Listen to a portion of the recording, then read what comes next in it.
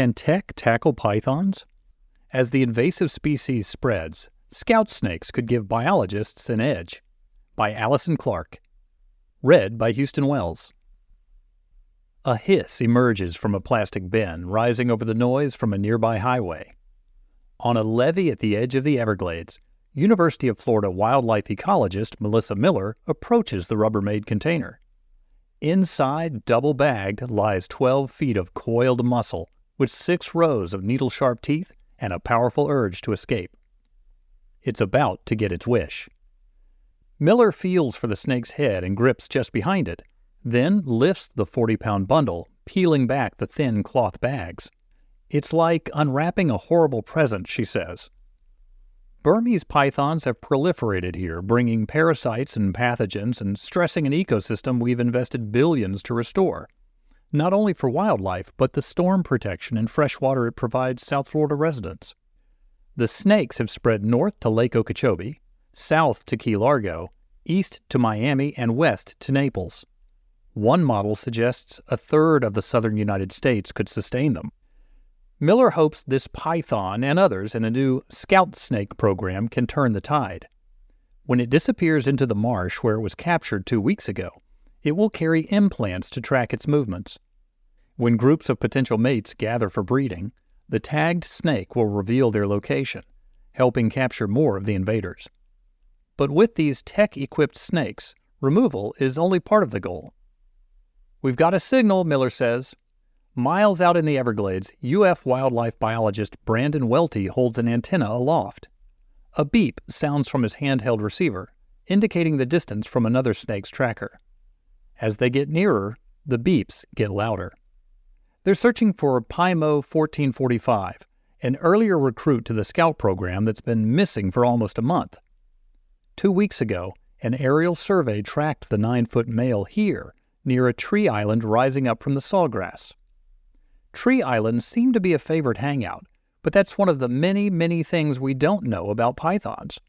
If scientists hope to slow their spread, they need to understand their habitat preferences along with their mating habits, how many of their young survive, how long they live in the wild, and much more. It's the most studied invasive in South Florida, but there's still so much we still don't know, says Miller, the principal investigator on the Scout project. If we can say they're breeding at this time of year, on this tree island, in this type of habitat, we have more ability to detect and remove pythons in the wild. This is an urgent need. Much of what we do know comes from the 18,000 pythons euthanized since 2017. No one knows how many remain, but it's likely many, many times that number. Welty spent 3 years as a contractor bagging hundreds of pythons on and around the levees built to control water flow. The levees turn into snake superhighways at night, making pythons easy to spot. We know less about those who reside in the inaccessible interior, which makes up 97% of the Everglades. The airboat navigates ever narrower trails through the swamp, until the GPS indicates they are 300 yards from Pymo 1445's last known location. The trails end, but the airboat keeps pushing through the razor-sharp sawgrass. Beep. This one is elusive. He likes to move a lot, says airboat operator Pete Donahue, cutting the engine. Beep. Alligator bellows reverberate like thunder. Welty watches the signal strength indicator on his receiver jump from 3 bars to 5. Beep, beep, beep. He's here, Welty says. They slide off the boat and into the water. With the roar of the airboat engine extinguished, they hear only the trills of red-winged blackbirds flitting between the cattails. No breeze stirs the sawgrass. Silence. Keep your eyes peeled for movement, Miller says. Struggling through mats of submerged vegetation that drag at their pant legs, Miller and Welty inch closer, the mud beneath sucking at their boots. Donahue wades away from them in a flanking maneuver, sweeping out in a semicircle to keep the python between them. With no dry land nearby, snakes will bask where the thatch of cattails is thick enough to support their weight, or slip beneath the surface to swim when they want to travel quickly. Being so close to a wild python doesn't concern the team. Their bites bleed a lot but don't hurt that much, Welty explains.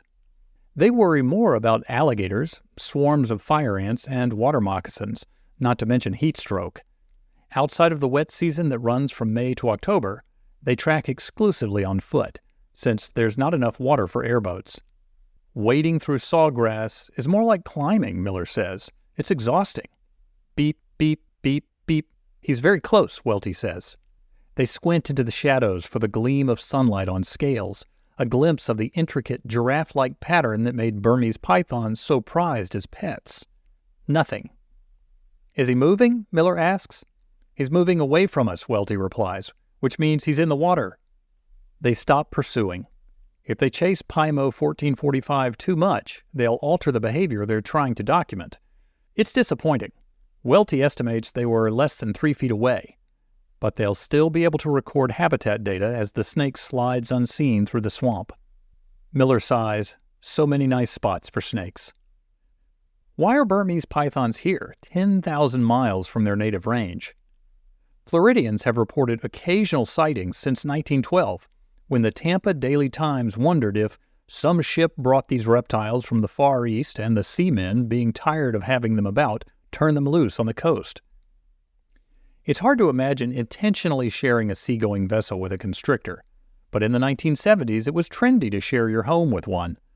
In the later decades of a captive python's 30-year lifespan, though, when rats no longer satisfy and feeding it requires rabbits and even pigs, a pet owner might look at a nearby swamp and think, why not? Hurricane damage to outdoor enclosures might also have contributed to accidental releases. Scientists presumed the 11 pythons spotted between 1995 and 2000 were isolated releases, but when smaller, younger pythons began popping up around the Everglades, even skeptics had to admit they were reproducing. 3 wild boars, 71 alligators, 5 bobcats and 5 domestic cats, a goat, an otter, and 5 chickens, plus 94 round-tailed muskrats, 43 deer, and 52 marsh rabbits. All of these were found in the digestive tracts of pythons in a 2023 study by UF wildlife ecologist Christina Romagosa. The 1,716 snakes sampled ate their way through 76 species, besting the fearsome beaks of great blue herons, munching the 8-foot wingspans of magnificent frigate birds, and gobbling up threatened species like little blue herons and roseate spoonbills. People aren't in direct danger. The sole recorded human fatality from a wild python worldwide dates to 1900, although they have caused traffic accidents when crossing the road. There's never been an unprovoked attack on any of Everglades National Park's million annual visitors. And unless you've lost a python in your bathroom, you're incredibly unlikely to find one in your toilet, Miller assures, addressing a pervasive fear occasionally stoked by news coverage. But for native wildlife and the ecosystems that sustain human life, pythons are bad news. They not only eat native creatures, but compete for resources and disturb population dynamics in ways that could allow disease to spread, possibly to us. With much of the mammal population decimated by pythons, for example, mosquitoes have to feed on smaller creatures. In a 2017 study, IFAS scientists found mosquitoes were getting more blood meals from rodents that serve as reservoirs for Everglades virus, a subtype of equine encephalitis. That could translate to increased human exposure to the disease when those mosquitoes bite us. It doesn't usually make people sick, but it's mutating. We once thought winters would limit pythons' territory. A 2010 cold snap in South Florida slowed their spread, but Miller points out that if the snakes that survived were naturally more cold-hardy, the die-off effectively selected for offspring with that trait. A warming climate may also be in their corner, but there's also a possibility they can learn to ride out lower temperatures by hiding in burrows or culverts. And pythons are very, very good at hiding. Welty says you can walk right past one and 9 times out of 10 never even know it was there. That's where the scouts come in. At the levee where the team is releasing the new scout snake, Pymo 1461, Welty points out a nearby burrow no bigger around than a basketball. The snake was captured there while guarding eggs. They've been known to lay more than 100 at a time. She was thin from staying close to her nest. Pythons don't eat when guarding eggs. So Welty is glad to hear her hissing. It means she's strong enough to be a good informant. She bit me through the bag already, he warns. Because Pymo 1461 was found within the study area and was big enough to handle the implants, The contractor who caught her submitted her to the Scout program instead of euthanizing it. One such candidate, a 16-footer, regurgitated a 6-foot alligator while in holding. Neither survived. From there, Pymo 1461 went to a local veterinarian who implanted the radio tags, 2 in case one malfunctions, that emit a frequency unique to that snake. Her new accessories also include an accelerometer, which can reveal more about her movements and behaviors, and a durable thread-like tag that tells contractors they've found a Scout snake that shouldn't be killed. The 5-year project, in collaboration with the United States Geological Survey, Fort Collins Science Center, South Florida Water Management District, and the Florida Fish and Wildlife Conservation Commission, is just beginning, with 7 males and 7 females roaming the Everglades. Miller says, "When people see the releases on social media, they ask, are they fixed? They're not. Scout males help the team lure in and euthanize large females of reproductive age, and females help them understand reproductive behavior. Neither works if the snakes are sterilized." Miller understands why people might be confused about re-releasing a species we're trying so hard to eliminate, but she knows it's a necessary step. And it's working. Welty has already intercepted 2 more pythons while tracking the Scouts. The planned addition of drones to their arsenal will allow easier access to remote areas and let them track more snakes. The team is also working on high-tech solutions for invasive species like tegus, training artificial intelligence-enabled traps to recognize and capture the voracious black and white lizards that can grow to 4 feet long. Miller places the python on the levee. Then she releases the head and quickly backs away. Pymo 1461 coils up as if to strike, reconsiders.